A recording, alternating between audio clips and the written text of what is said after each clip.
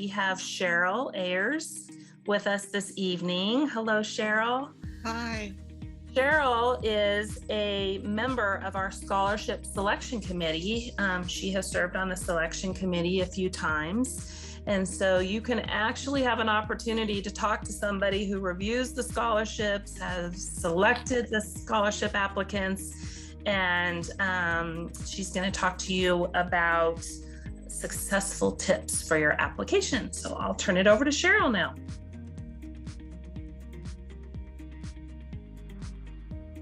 One of the things that I look for, and that's all I'm sharing with you, is things that I look for. I can't speak for other people on the committee. I look for grades that are either staying level. You started your freshman year with A's and B's and you still are making A's and B's. Or grades that are going up. You started your freshman year with some C's and you were doing C's and now you're getting B's and A's. That's good. What I don't like to see, and at this point it's probably a little late to do anything about it, but if you start your freshman year with all A's and by this time you're down to getting all C's, that to me is a red flag. Something has happened to cause your grades to go down. So if that's the case with you, you might want to explain why that has happened.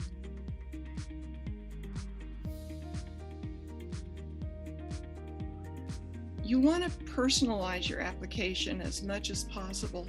When I look at them, I like to think that you were applying to La Plata Electric, and this application was designed for those of us who are on La Plata Electric Scholarship Committee to read it specifically.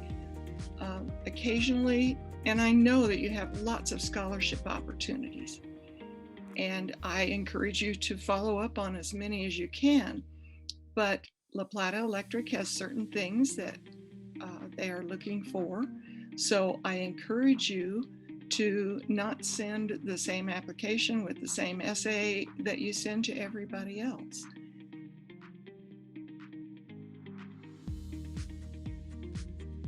Your recommendation letters, more isn't necessarily better, although depending upon the letter, it might be helpful. But I suggest that you ask people who really know you, not just the ones whose job or reputation might impress us. For instance, one of your teachers that knows you, rather than your principal who maybe doesn't know you and is asked to write dozens of letters every year. Your neighbor maybe that you have babysat for or mowed the lawn, or the neighbor sees what other things you do. That might be better than asking the local banker who knows you have a savings account in his bank, and that's all he knows about you. So look for people who can also speak from the heart about you and let us know who you really are.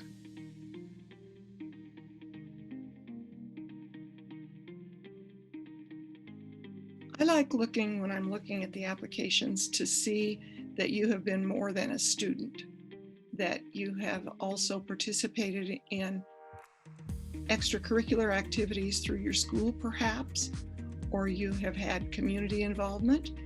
Maybe you've been highly involved in 4-H. Maybe through your church, you go to the senior center once a week. Those are just a couple examples. I'm not looking specifically for that, but I like to see that you're doing something besides going to class and then going home and sitting on social media or something like that. I like to see you involved in the community.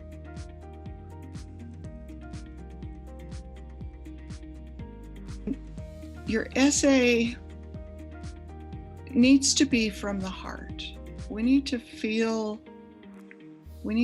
like you are really wanting to talk to us and wanting to get that scholarship, and that you are being forthright and also being totally honest If you're finding it difficult to write the essay, there are lots of places that you can get help, but you don't have to, it's not an English class essay.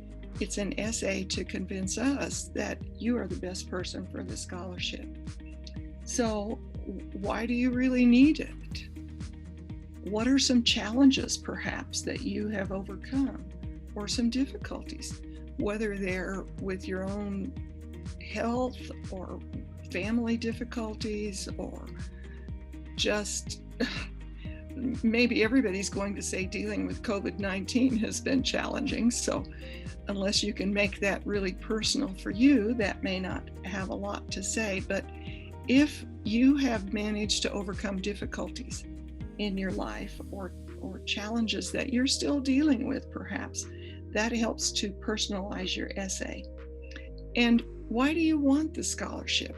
What are you going to do once you are able to go to college?